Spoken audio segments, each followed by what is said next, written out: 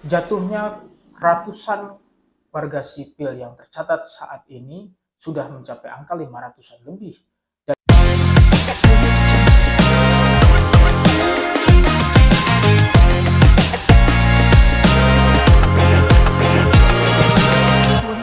Halo Sobat ISB sekalian, kita tahu sendiri eskalasi konflik atau peperangan antara Iran dan Israel terus berlanjut hingga saat ini. Bahkan B2B serangan dilancarkan oleh kedua negara.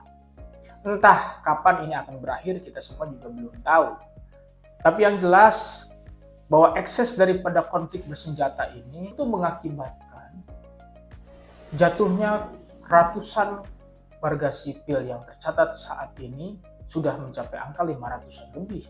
Dan bisa jadi ini bertambah hari demi hari.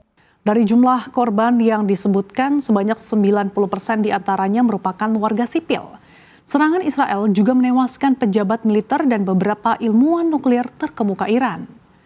Mereka diantaranya Kepala Staf Angkatan Bersenjata Militer Iran, Mayor Jenderal Mohammad Bagheri, Komandan Pasukan Garda Revolusi Iran atau IRGC, Mayor Jenderal Hossein Salami, Komandan Markas Besar Hatam Al-Anbiya dan anggota IRGC, Mayor Jenderal Gholami Rashid, ilmuwan nuklir sekaligus Rektor Universitas Islam Azad Muhammad Mehdi Tehranci, dan ilmuwan nuklir sekaligus mantan Ketua Organisasi Energi Atom Iran, Fereidun Abbasi.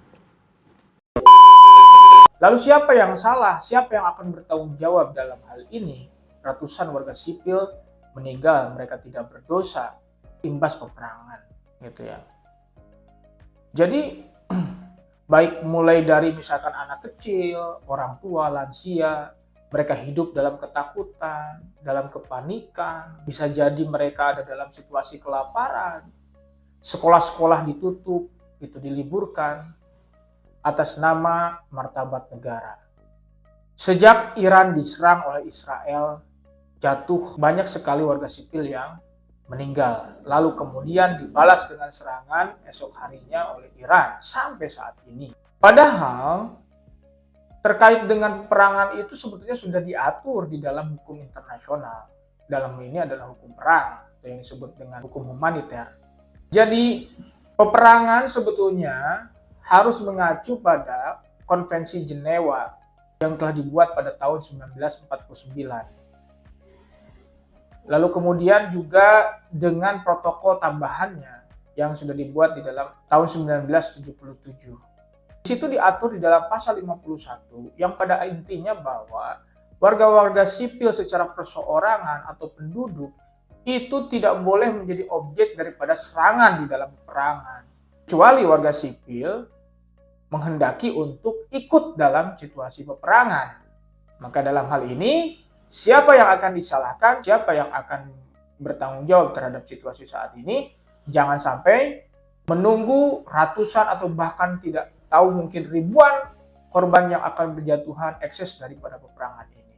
Kita tahu juga pasca perang atau agresi yang dilakukan oleh Israel terhadap Gaza atau Palestina, itu juga kita tahu melihat betapa mayat-mayat ataupun korban-korban sipil yang berjatuhan itu sampai tak terhingga saat ini. Sekian pencerahan kali ini. Salam bahagia.